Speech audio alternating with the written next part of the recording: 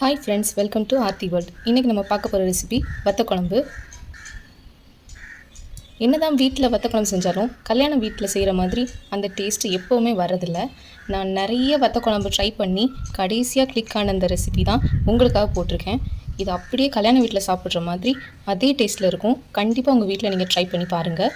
வாங்க வீடியோக்குள்ளே போகலாம். வத்த குழம்புக்கு ஃபஸ்ட்டு வறுக்கிறதுக்கு தேவையான பொருட்களை நம்ம பார்த்துக்கலாம். கொஞ்சம் தேங்காய், ஒரு சின்ன தேங்காய் எடுத்துக்கோங்க. 10 to 12 மிளகா வத்தல் வச்சுருக்கேன். 3 ஸ்பூன் மல்லி விதை, கொரியாண்டர் சீட்ஸ் வச்சுருக்கேன்.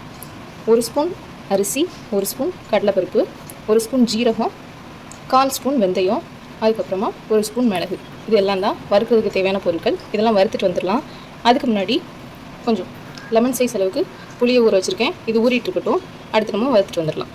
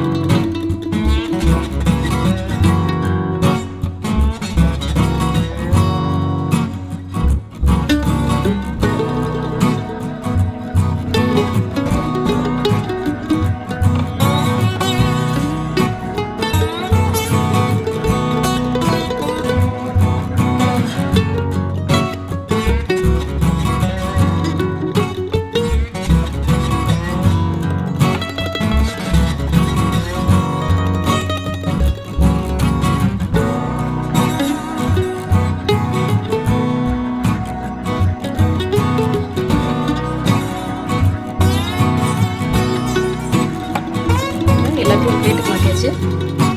இது லைட்டாக ஆறுனதும் மிக்ஸி ஜாரில் போட்டு நல்ல ஒரு ஃபைன் பேஸ்ட்டாக இந்த மாதிரி ஒரு ஃபைன் பேஸ்ட்டாக அரைச்சாச்சு. நல்லா தண்ணி ஊற்றி அரைச்சிக்கோங்க. நிறைய தண்ணி ஊற்ற வேண்டாம், கொஞ்சமாக தண்ணி ஊற்றி இந்த மாதிரி பேஸ்ட் கன்சிஸ்டன்சிக்கு அரைச்சிக்கோங்க.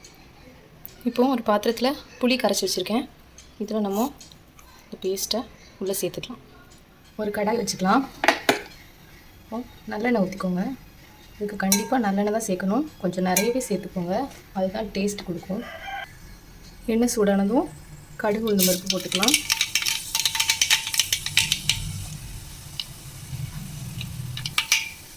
கடுகு உளுந்து பருப்பு பொரிஞ்சதும் 10 சின்ன வெங்காயம், ஒரு 10 பல் பூண்டு, கொஞ்சம் கருவேப்பிலை, இதையும் உள்ளே சேர்த்துக்கலாம்.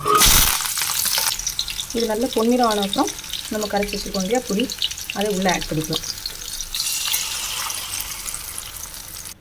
இப்போ குழம்புக்கு தேவையான அளவுக்கு உப்பு போட்டுக்கலாம்.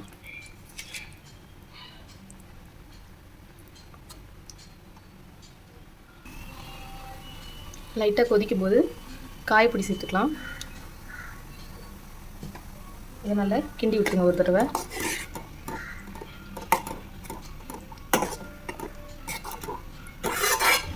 இது நல்லா கொதிக்கட்டும்.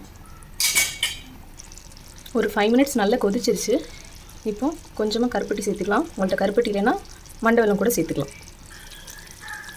குழம்பு நல்லா கட்டி ஆகிடுச்சு பாருங்கள். அந்த ஸ்டேஜில் சுண்டை வத்தல் எண்ணெயில் போட்டு வறுத்து வச்சுருக்கேன். இதை உள்ளே சேர்த்துருவோம்.